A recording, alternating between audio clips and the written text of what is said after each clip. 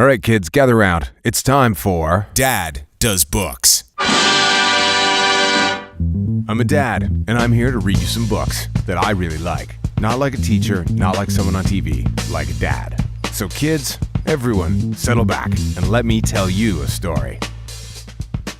All right, we've got another classic in store today. This is one of Aesop's fables, which means it was written in ancient Greece. They really did tell the best stories, and they still apply today. So without further ado, today's story is The Tortoise and the Hare. Once upon a time, there was a hare named Harold. Harold the Hare. That totally works. Harold was fast, very, very fast, and he made sure that all the other forest creatures knew it. He had lots of fun, leaping over squirrels and running past skunks. Well, when I see a skunk, I usually want to run too. But most of all, Harold loved to race. "I'm the fastest animal in the whole forest," Harold told a group of critters. "I'm even faster than the wind. Not one of you could beat me in a race." The other animals were pretty tired of hearing Harold brag, but they were just too polite to interrupt him. Except for a tortoise named Tom, that is. "Hogwash," Tom cried. "You may be fast, but you can certainly be beaten in a race." "Hogwash. Good one, Tom. I got your back." Harold laughed. He couldn't believe that one of the slowest animals he ever met was saying this. "Not a single creature has ever beaten me in a race," Harold replied. "But you're welcome to try." "I accept your challenge," Tom said. "I'll race you." Harold laughed, and the other creatures, they started to snicker too. It would be a piece of cake for Harold to beat a tortoise. "We'll race next Saturday," Harold said. "That should give you plenty of time to practice." So Tom spent the next few days getting ready for the race. He stretched his legs, he jogged around the lily pond, and he ate lots of dandelions and berries to build up his energy. Meanwhile, Harold was so sure that he'd win the race that he didn't even bother to practice. He lay in the sunshine, he took lots of naps, and he chatted with his friends.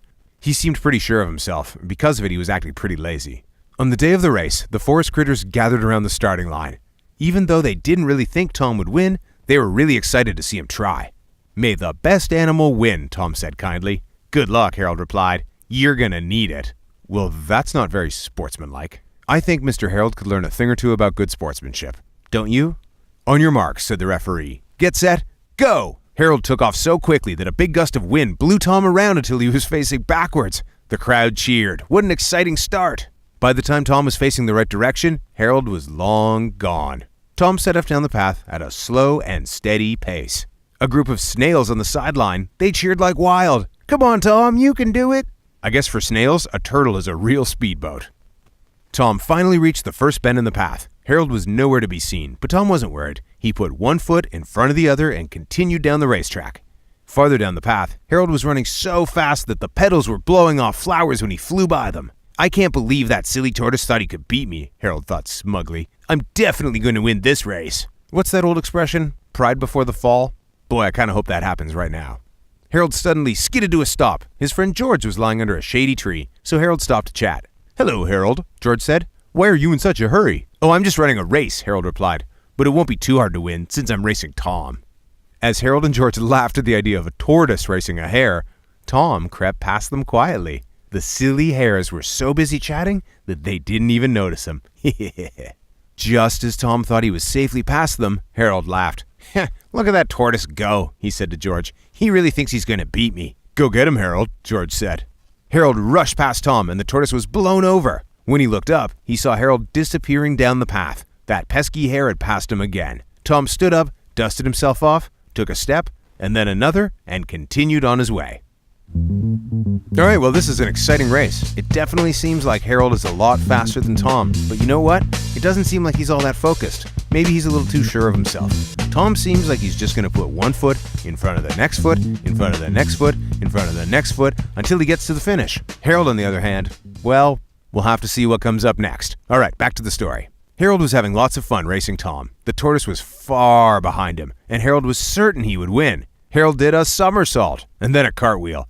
He sure liked to show off. Up ahead, a big crowd of animals was waiting at the finish line. As Harold neared the finish line, he heard the animals cheering. "Yeah!" He slowed down to a bit of a trot. "What's the hurry?" he thought to himself. "That tortoise is so far behind, he'll never catch up." Sure that he would win, Harold decided to stop and rest for a while. He hopped off the path into the meadow beside it. "I'll just take a quick nap," he thought to himself. "There's plenty of time to relax." With that, Harold lay down in the soft grass and fell asleep. When Tom finally reached the sleeping hare, he wondered why was Harold napping? That's no way to win a race. Tom tiptoed past him, very carefully and very quietly. Harold snorted, but he didn't wake up. The crowd at the finish line started yelling and clapping when they saw Tom. Yeah, Tom! Even though some of them had doubted him, it looked like the tortoise was going to win the race. Tom, Tom, he's our man. If he can't do it, no one can, they started cheering. The crowd cheered so loudly that they woke up Harold. He looked around and was surprised to see Tom nearing the finish line. The hare laughed to himself as he hopped to his feet. That silly tortoise, he still thinks he can win the race. Harold sped off down the track as fast as he could go. He was sure he'd catch up to Tom. But he had an awful long way to go. Harold suddenly got very, very worried. He really shouldn't have wasted time stopping and chatting with George, or taking that nap. Oh boy, what a waste of time. Come on, Tom, the crowd cheered. You're almost there. Tom stretched his long tortoise neck out and poked his head over the finish line just as Harold caught up to him. Tom had won the race.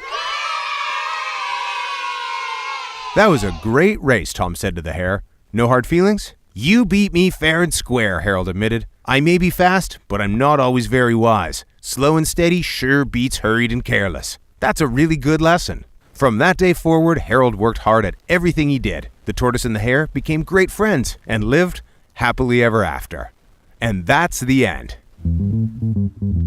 Well, that was a great story. They sure knew how to write fables back in ancient Greece. That Aesop guy, he seemed to be onto something. And the fact we're still telling his stories now, well, now that's the sign of a good storyteller. And I hope you learned something. Slow and steady can win the race. You just have to give it your best. If you'd like more information on this book, including where to buy a copy, make sure to check the description for details. While you're there, hit subscribe, and when a new story comes out, you'll be the first to know it. Until then, happy trails.